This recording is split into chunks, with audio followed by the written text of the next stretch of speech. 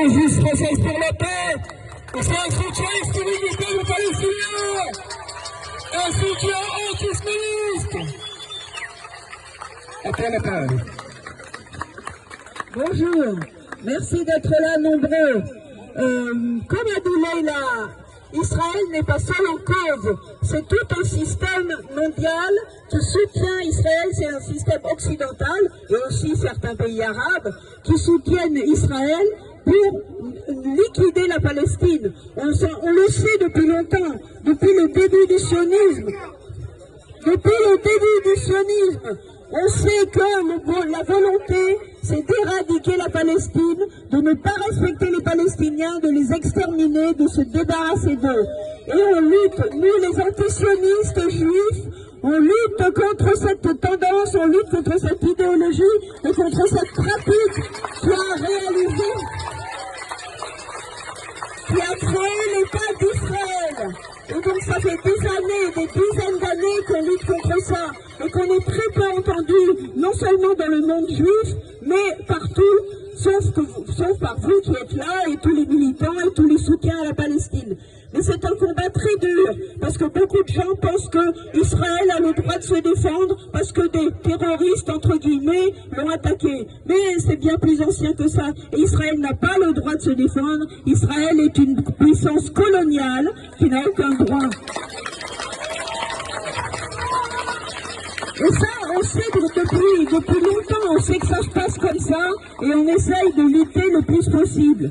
Mais depuis le 7 octobre 2023, il y a eu vraiment une aggravation, et Israël est complètement sorti, non seulement des normes du droit international, mais de toute humanité. Les Israéliens, en majorité, sont d'accord pour que leur gouvernement et leur armée continuent le génocide. Et c'est insupportable. Et ce qui est de plus en plus insupportable, c'est de voir ce pays qui agit pour le compte des États-Unis, de la France, de l'Union européenne. L'Union européenne qui n'a même pas réussi à annuler, ou au moins à suspendre l'accord préférentiel qui existe entre elle, l'Union européenne, les pays d'Europe et Israël. Et donc, il y a un commerce qui se joue, pas seulement un commerce, il y a des recherches, il y a des programmes de développement, tout ça est payé par l'Union européenne avec Israël. Et on dénonce ça fait 25 ans qu'on demande la suspension de l'accord UE-Israël et qu'on n'obtient pas. Mais récemment, on a cru que ça allait arriver parce qu'il y a eu une rencontre à l'Union européenne, à Bruxelles, et quelques pays d'Europe, dont la France finalement, étaient d'accord pour suspendre cet accord.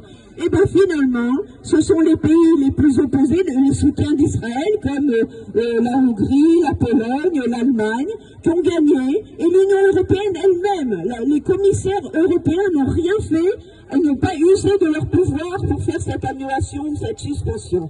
Donc on est très en colère. Et on est encore plus en colère depuis quelques jours parce que le génocide ne fait que s'aggraver. On a tous entendu les déclarations de Trump. Alors, il y en a qui ont rigolé quand Trump a dit qu'il voulait faire une Riviera, mais c'est pas tombé dans l'oreille des sourds. Et donc les extrémistes israéliens, maintenant, ils sont prêts à envahir la totalité de Gaza, à prendre la ville de Gaza. Mais c'est sacré, ça, c'est pas possible. Donc, on s'oppose à ça, et quand on a vu une telle aggravation et tellement peu de réactions dans le monde, on s'est dit, il faut faire quelque chose. Et donc, quelque chose de plus, parce que ça fait bien sûr des mois, des années qu'on manifeste, qu'on fait des pétitions, des appels, et ça ne donne pas de résultat. Donc, on a dit, il faut faire quelque chose de différent, et c'est pour ça qu'on a préparé ce campement qui a lieu ici, place de la République, de la Bastille, de l'autre côté de la statue. Et on n'a pas déclaré ça à la préfecture parce qu'on savait qu'il n'y aurait pas d'autorisation. Donc on est venu vers, on avait préparé ça en demandant à d'autres associations du mouvement de la Palestine de faire ça avec nous. Il y a 15 associations qui se sont réunies pour dire il y en a assez, on va faire un campement jusqu'à ce que Israël arrête et jusqu'à ce qu'au moins la France prenne des sanctions. On demande le rappel de l'ambassadeur français en Israël.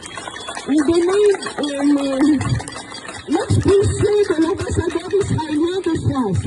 On demande l'arrêt des ventes de matériel militaire et d'armes. Ça fait longtemps qu'on le demande. Et maintenant, on a réuni toutes les revendications, toutes les sanctions qu'il faut prendre.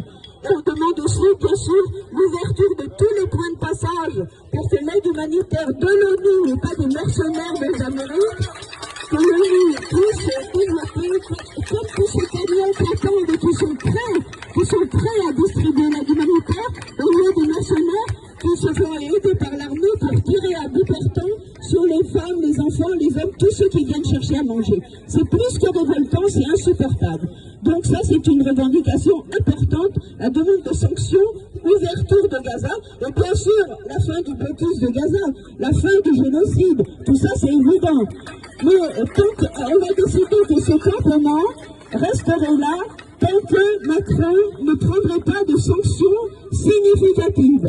Alors maintenant, la police nous a déjà menacés d'enlever les tentes, on est un peu menacés, et on vous invite à la fin de ce rassemblement à venir nous rejoindre là-bas pour renforcer le camp de la résistance pour les Palestiniens, pour Gaza, contre tout ce qui se mène en ce moment, contre les menaces les plus fortes qu'on a vues depuis 2 ans. Palestine, résistance. Merci.